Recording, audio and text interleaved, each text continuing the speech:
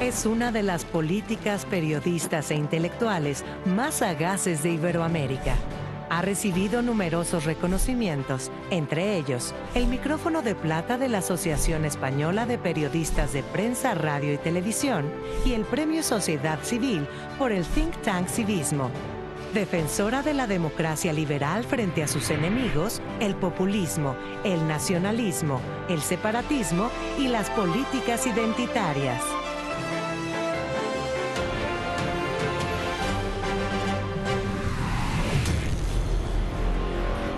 Con ustedes, Cayetana Álvarez de Toledo.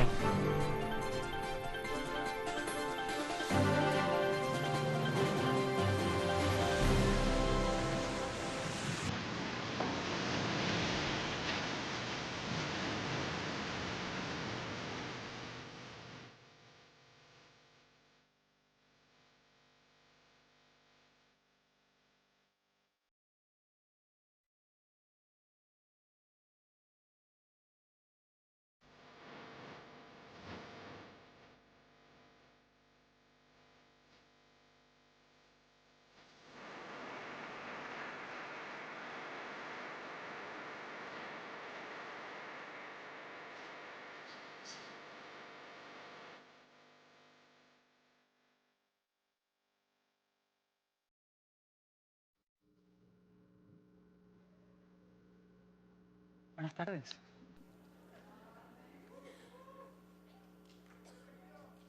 Dicen que a los jóvenes no les interesa la política.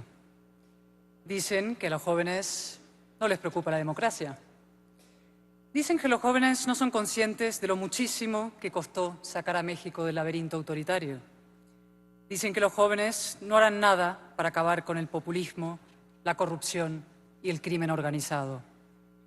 ¿Es verdad? ¿Cuántos jóvenes hay en el auditorio? Vuelvo a preguntar, ¿es verdad? Vengo a emplazar a los jóvenes mexicanos, vengo a pedirles que se movilicen, que se comprometan, que pasen a la acción. Vengo a decirles que la política importa, que la democracia es imprescindible y que el futuro, el suyo, el de México y por extensión el de toda América Latina, depende de ustedes. Los políticos tenemos, la mala costumbre de tratar a los ciudadanos como si fueran menores de edad, a los que no hay que contarles la verdad, no vaya a ser que no la entiendan, o peor aún, que sí la entiendan y por eso no nos voten. Esa mala costumbre se multiplica exponencialmente en los discursos dirigidos a los jóvenes. Ahí el político se convierte en el hada madrina de nuestras fantasías infantiles. Todo halagos, todo mimos, todo promesas de imposible cumplimiento. Ante un auditorio joven, hasta el más serio y responsable de los políticos se convierte en un vulgar populista. ¿Y qué es el populismo? Yo suelo decir que es el impúdico culto al pueblo con espurios fines antidemocráticos. Pero ahora se me ocurre una definición mejor. El populista es el presunto político, subrayo lo de presunto, que niega a los ciudadanos su condición de adultos para asumir él o ella la condición de padre perpetuo. Bueno, más que de padre, de padrino, a lo Vito Corleone. El populismo es corrosivo para la democracia, pero sobre todo es corrosivo para los jóvenes. Se aprovecha del narcisismo propio de cualquier adolescente, alienta su victimismo, los mantiene flotando en una suerte de líquido amniótico del que acaban saliendo, sí, pero a golpes contra la cruda realidad. Solo hay una cosa más perjudicial para el pleno desarrollo de un ser humano que el papá Estado. El Estado mami. El Estado de los cuidados, yo diría paliativos, que prometen los populistas como si el dinero público cayera del cielo o manara de un volcán, cenizas del Popocatépetl. A los jóvenes hay que dirigirse como a los adultos, con respeto a su inteligencia, es decir, diciéndoles la verdad. Y la primera verdad, la más difícil pero conmovedora de las verdades, es que vuestro destino está en vuestras manos. No en las de ningún político, ni de derechas ni de izquierdas, tampoco en las del Estado, en las vuestras. Vengo, como he dicho, con un mensaje de exigencia y de responsabilidad. Vengo a hacerles un emplazamiento vital y democrático. Primer emplazamiento. Sean optimistas. Sí, optimistas. Ya sé que el optimista El optimismo no está de moda. Pocas veces en la historia lo ha estado. Ni siquiera cuando el formidable Fukuyama, al que tuvieron el privilegio de escuchar aquí el jueves, proclamó el fin de la historia y el triunfo de las ideas de la libertad tras la caída del muro de Berlín. Me lo explicó otro gran intelectual, el canadiense Steven Pinker, una tarde lluviosa en Londres, sentados junto a un gran ventanal. Los pesimistas, me dijo, gozan de un enorme prestigio. Son los presuntos informados, los enterados, los que se regodean en la acumulación de malas noticias mientras beben champagne en sus penthouses intelectuales. Y los medios de comunicación les dan cancha. Bien lo sé yo, que he sido periodista. El ecosistema mediático es hoy una jungla donde los medios tradicionales compiten desesperadamente con las redes sociales. Y las malas noticias venden más que las buenas. Dan más clics, más share, más audiencia. El resultado es una inflación del pesimismo y una degradación de la verdad, de la conversación pública y de la propia democracia. Claro que hay motivos para la inquietud. La peor pandemia en un siglo, la amenaza de una guerra nuclear, el cambio climático, el resurgir del autoritarismo, del que hablaré luego, y sin embargo yo no consigo desanimarme y ustedes tampoco deben hacerlo. Al revés. El pesimismo es la coartada de los cobardes, la excusa para no hacer nada. Y algo peor, el pesimismo es el mejor aliado del populismo.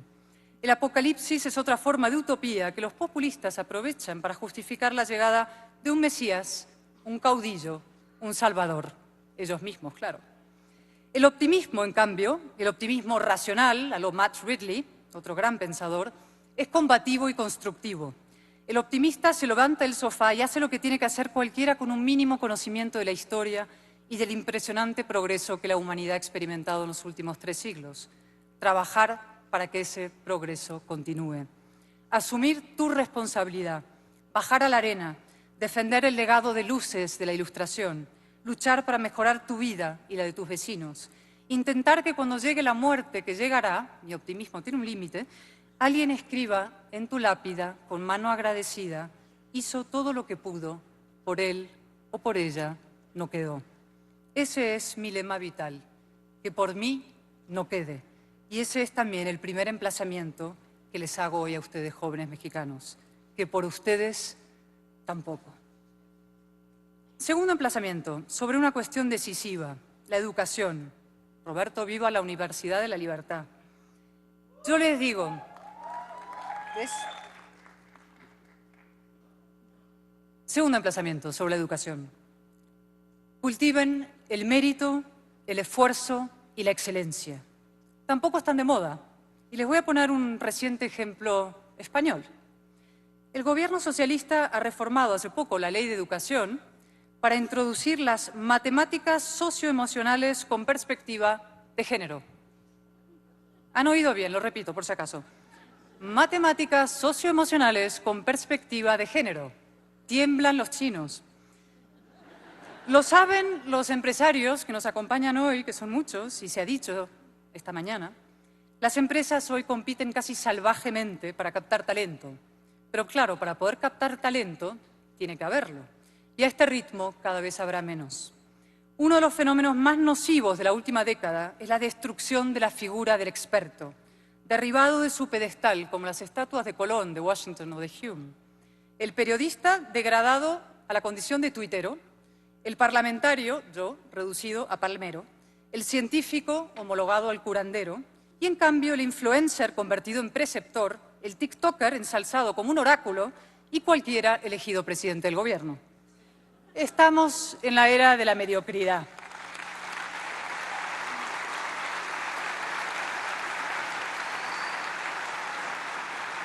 El conocimiento, la experiencia y el mérito, los hechos, la ley y el esfuerzo, los pilares del progreso, han sido rumbrados como si conformaran un canon caduco, el reaccionario mundo de ayer. Lo que importa ahora son mis opiniones y, sobre todo, mis sentimientos, el incandescente, fluido, autodeterminado y determinante yo. No es que el mérito se desprecie, es que se combate con la hazaña del cruzado. Nunca se había politizado la ignorancia como ahora. Nunca el mainstream había hecho de la mediocridad y del hasta muera la inteligencia una consigna moral. Nunca las universidades, incluidas las más prestigiosas del mundo, viva la Universidad de la Libertad, se habían apartado tanto de su razón de ser, que es cultivar el espíritu crítico, el conocimiento objetivo y el derecho a discrepar. No estamos tanto en una guerra cultural como en una guerra contra la cultura. Lo que algunos promueven es un auténtico apocalipsis cognitivo. Creen que cuanto más ignorante sea la gente, más le va a votar a ellos. Y quizás, claro, tengan razón. La ignorancia es el combustible del populismo. Yo no tengo 20 años, lamentablemente, tampoco 30, pero los he tenido y lo sé. Nada sirve más a un joven que el estudio, el esfuerzo, el conocimiento y los libros. Y nada paraliza más que la sobreprotección y la ficción de los derechos infinitos. El populismo es fiesta, parranda para hoy y lágrimas para mañana. Hipersusceptibles, ofendidos, raudos en la invención de agravios y reacios a la asunción de riesgos, muchos jóvenes son hoy candidatos fijos a un desengaño histórico y nuestro deber es evitárselo.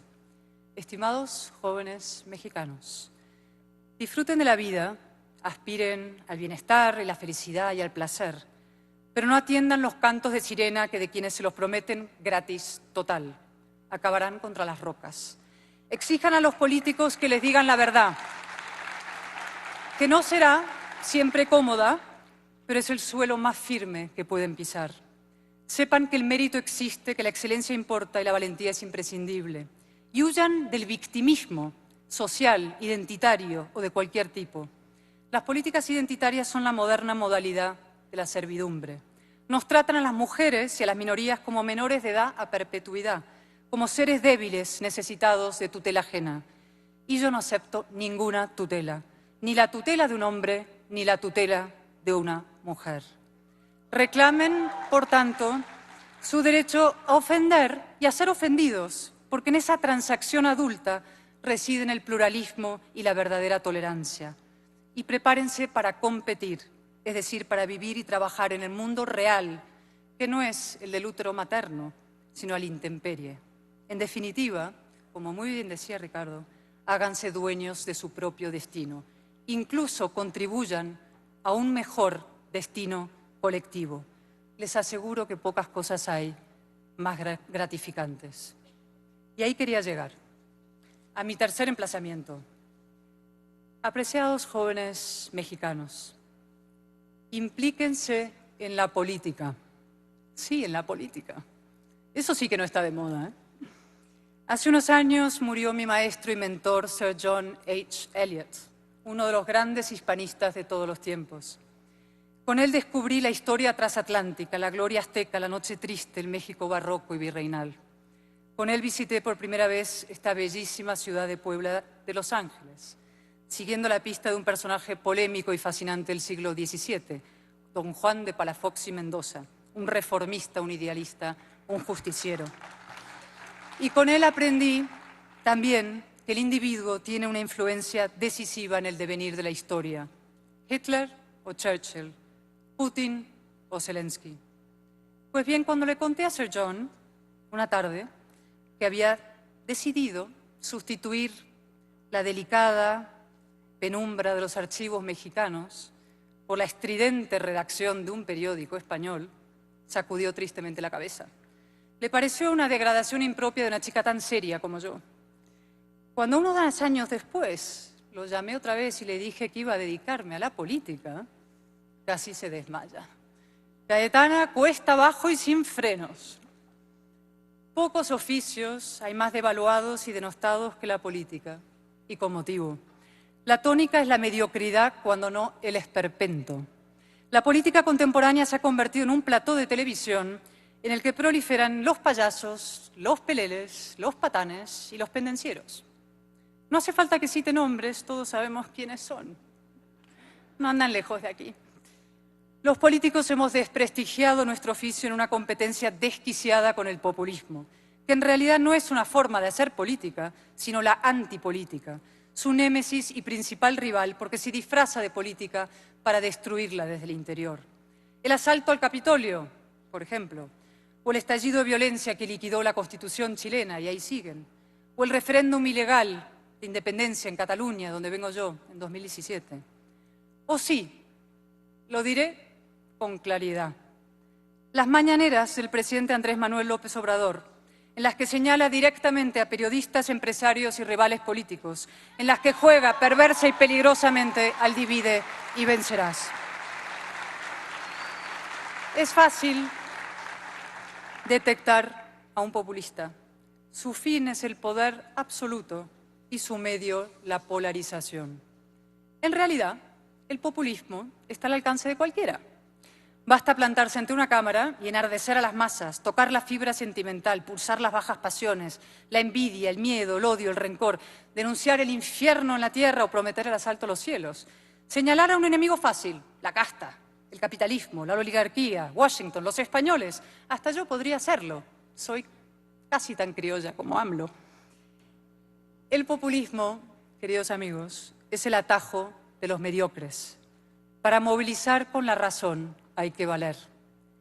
Qué infrecuente, pero qué maravilla, cuando de pronto surge un político capaz de hilvanar razones y argumentos, de forma adulta, seria, contenida, cuidando las palabras, sin trampas retóricas ni concesiones a la demagogia.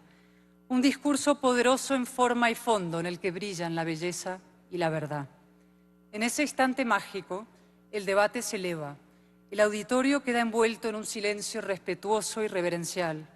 La política recupera su sentido y su dignidad, y con ellas el aprecio de los ciudadanos.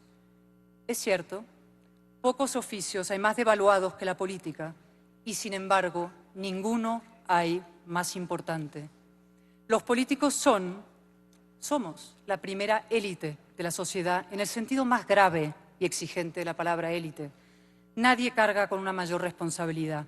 Nuestras decisiones afectan a todos los ámbitos de la vida de la gente, desde lo más pequeño, lo más nimio, el trazado de un camino, una carretera, hasta lo más drástico, la vida y la muerte, la gestión de una pandemia, la participación en una guerra. De ahí la importancia, la crucial importancia de que la política se dediquen los más inteligentes, los más competentes, los más honrados, los mejores. ¿Por qué no ustedes?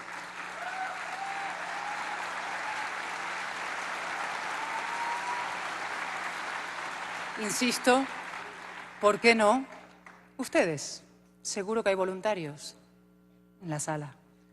La razón necesita representación y la necesita de forma urgente.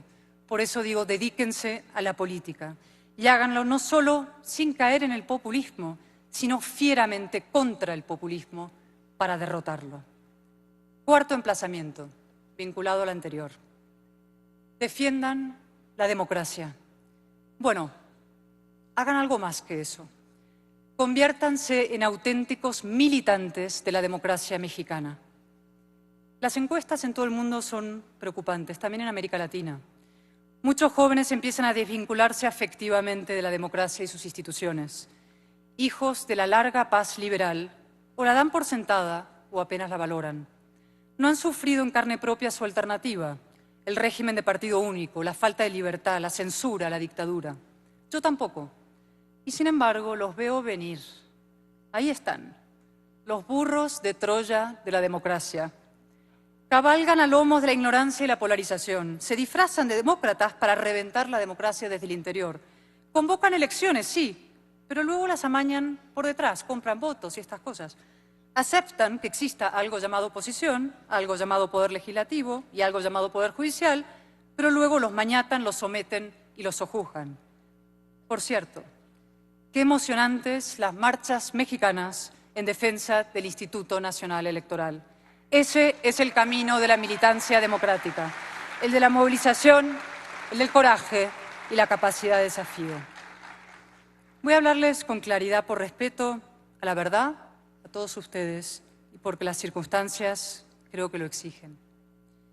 México, este país formidable, esta nación admirable, esta potencia económica y cultural impresionante, está siendo tomado por el crimen organizado con la complacencia de quienes debieran defenderlo. Abrazos, no balazos, o más bien abrazos a los que dan balazos. El eslogan es bonito, pero el resultado es catastrófico. Catastrófico para la democracia y sobre todo para los jóvenes. Miles de jóvenes mexicanos están matando y muriendo. Miles de jóvenes mexicanos están viendo truncadas sus vidas en los cementerios y en los sórdidos pliegues del AMPA. Y esto no es responsabilidad solo de los criminales. También lo es, y principalmente, de quienes diseñan y aplican las políticas de seguridad. Cuando un gobierno no aprecia o menosprecia la ley, cuando un gobierno decide acunar amablemente la delincuencia, cuando un gobierno traslada la falacia de que las cárceles son bastiones de una cultura autoritaria y represiva, cuando un gobierno permite a los criminales quedar impunes, o en algunos casos incluso peor pacta con ellos, el crimen avanza, prospera, se adueña de las instituciones, atrae nuevas vocaciones, se convierte en un atajo para jóvenes extraviados, en un atajo hacia el abismo. Llaman política al abrazo lo que no es más que una mezcla letal, debo decir, de incapacidad y connivencia. Y además dicen que no hay alternativa. Y yo quiero decir que sí la hay. México no está condenado a sufrir más de 30.000 asesinatos al año. México no está condenado a ser el cortijo de los cárteles. México no está condenado a mutar hacia un narcoestado o algo parecido. El crimen organizado sí puede ser derrotado. Solo hacen falta dos cosas: políticos valientes y jóvenes rebeldes. Rebeldes, sí. Jóvenes mexicanos, rebélense. Rebélense frente a la violencia y la resignación. Exijan a sus gobiernos instituciones limpias y calles seguras. Reclamen la máxima contundencia con las mafias y los cárteles. No permitan que nadie, por incompetencia o interés, destruya la democracia que sus padres, con tanto esfuerzo, les legaron. Les va a dar la vida en ello, y lo digo literalmente. Sin seguridad no hay libertad, ni bienestar, ni prosperidad, ni presente, ni futuro, ni nada. Y ahora quiero dirigirme brevemente a los empresarios, que en México son muchos, extraordinarios y poderosos. En España, en mi etapa de portavoz del Partido Popular en el Congreso de los Diputados, denuncié el cinismo de una parte importante de las élites económicas y mediáticas españolas que hacían negocio con la erosión de la democracia, que anteponían su cuenta de resultados a la salud de las instituciones, que sacaban tajada del populismo, simplemente se colocaban de perfil en una equidistancia coqueta y cómplice. Esto no me granjeó muchos amigos, es verdad, pero en política no venimos a ser amigos, sino a defender el interés general. Las élites económicas tienen también una grave responsabilidad en la deriva autoritaria en América Latina. Aquí también hay empresarios que han mirado para otro lado y que han hecho negocio con la erosión de la democracia. Pienso en el advenimiento de Hugo Chávez en su día, en la insólita continuidad de Nicolás Maduro y también en la impunidad política y moral de la que todavía disfruta el presidente López Obrador. Ahora bien, no se tomen, y lo digo sinceramente, mis palabras como un yo acuso, sino al revés, es un yo animo. Yo animo a los empresarios mexicanos a seguir el ejemplo de los que sí alzan la voz, porque también los hay, sin ir más lejos, nuestro anfitrión en este magnífico evento, Ricardo Salinas, al que le doy doblemente las gracias por su valentía y por su invitación.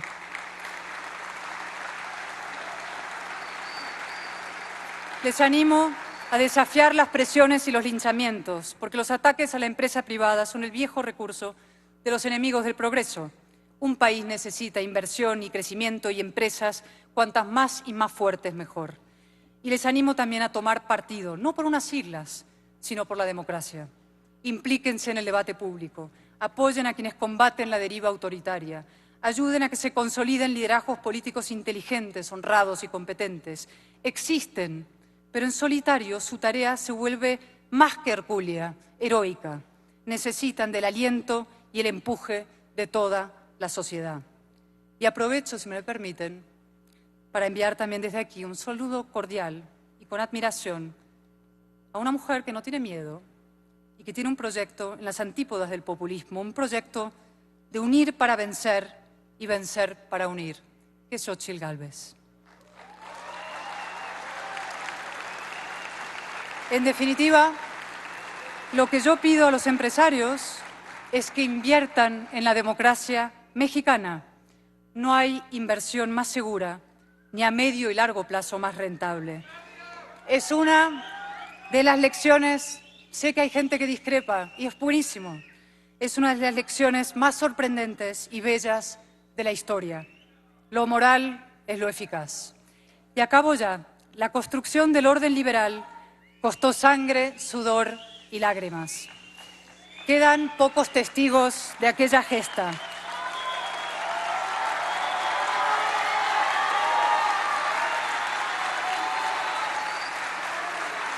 La construcción del orden liberal costó sangre, sudor y lágrimas. Quedan pocos testigos de aquella gesta.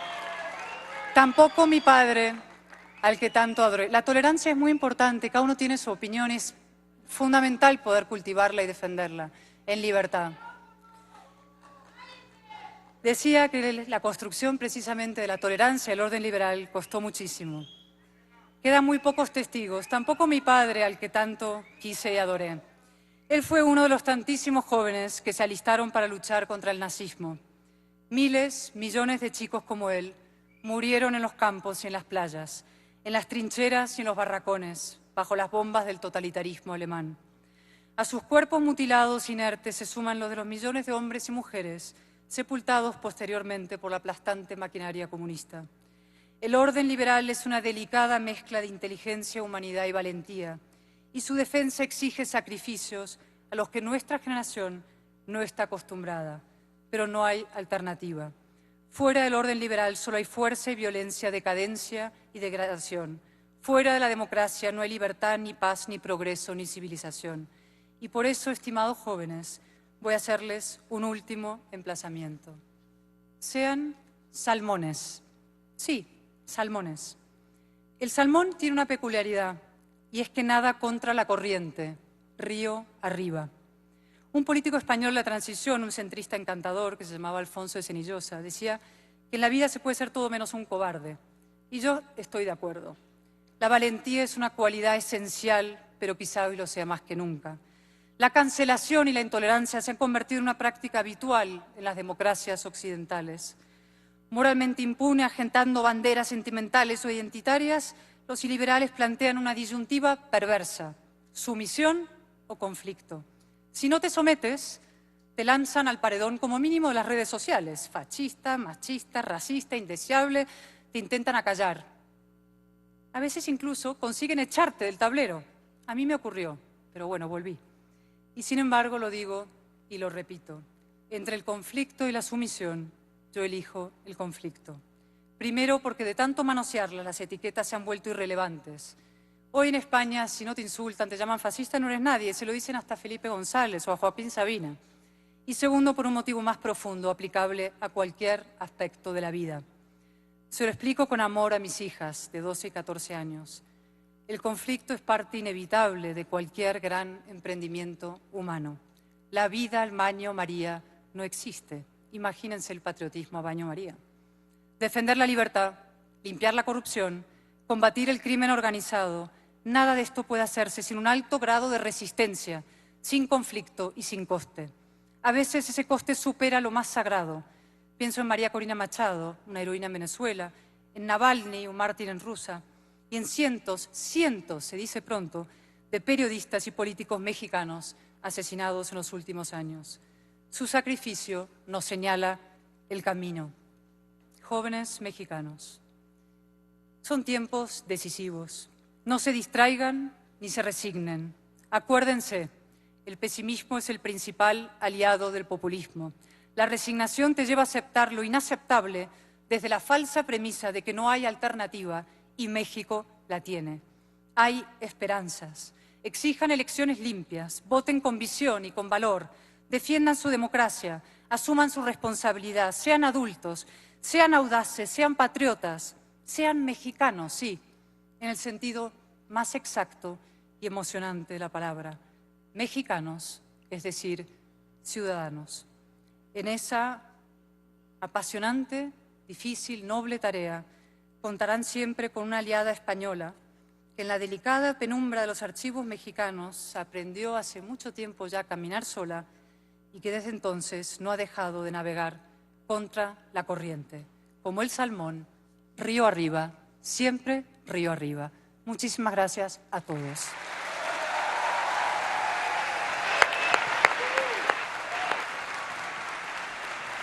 gracias, Cayetana. Ahí está. Y seguimos con más, por favor.